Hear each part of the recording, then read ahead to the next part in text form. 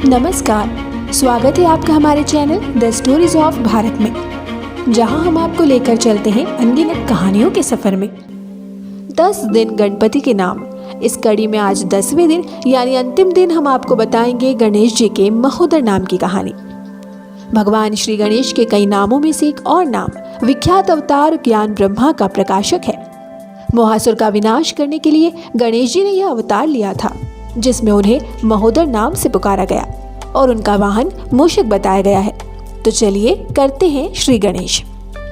दैत्य गुरु शुक्राचार्य के एक शिष्य का नाम था मोहासुर। उनके आदेश से मोहासुर ने भगवान सूर्य की आराधना की। उसकी कठोर तपस्या से भगवान सूर्य प्रसन्न हो गए। उन्होंने मोहासुर को सर्वत्र विजयी होने का वरदान दिया। वर से संतुष्ट होकर असुर अपने स्थान पर लौटा। शुक्राचार्य ने उसका दैत्यराज के पद पर अभिषेक किया। उसके बाद अपने प्रबल पराक्रम से उसने तीनों लोकों पर अधिकार कर लिया। देवता और मुनि पहाड़ों एवं जंगलों में छिप गए। चारों तरफ से निश्चिंत होकर मोहासुर अपनी पत्नी मदिरा के साथ सुखपूर्वक जीवन व्यतीत करने लगा। वर्णाश्रम, धर्म, सत्कर्म, यज्ञ, तप आदि सब नष्ट हो गए। दुखी देवता ऋषियों के साथ सूर्य भगवान के पास गए और इस भयानक विपत्ति से मुक्ति का उपाय पूछा। भगवान सूर्य ने उन्हें एकाक्षर मंत्र देकर भगवान गणेश को प्रसन्न करने की प्रेरणा दी। देवता और मुनिगण श्रद्धा भक्ति पूर्वक उनकी उपासना करने लगे।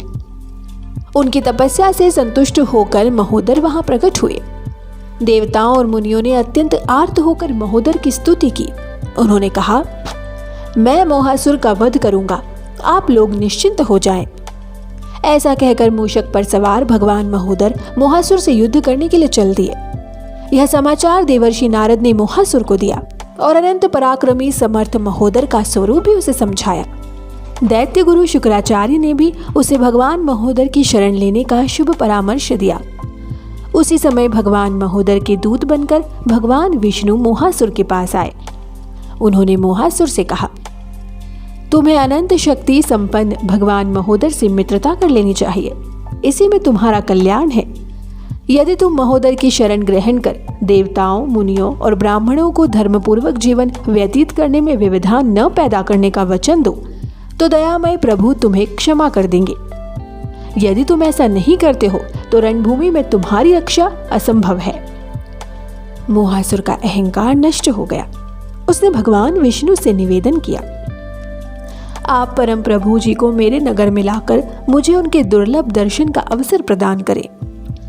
भगवान महोदर ने मोहासुर के नगर में पदार्पण किया। मोहासुर ने उनका अभूतपूर्व स्वागत किया। दैत्य युवतियों ने पुष्प वर्षा की। मोहासुर ने भगवान महोदर की श्रद्धा भक्ति पूर्वक पूजा की। गदगद कंठ से स्तुति करते हुए उसने कहा, हे प्रभु, अज्ञानवश मेरे द्वारा जो अपराध हुआ हो उसके लिए मुझे क्षमा करें। मैं आपके प्रत्येक आदेश का पालन करने का वचन देता हूँ। अब मैं देवताओं और मुनियों के निकट भूलकर भी नहीं जाऊंगा। उनके किसी भी धर्माचरण में विघ्न नहीं पैदा करूंगा। सहज कृपालु भगवान महोदर मोहासुर की दीनता पर प्रसन्न हो गए और उसे अपनी भक्ति प्रदान कर दी।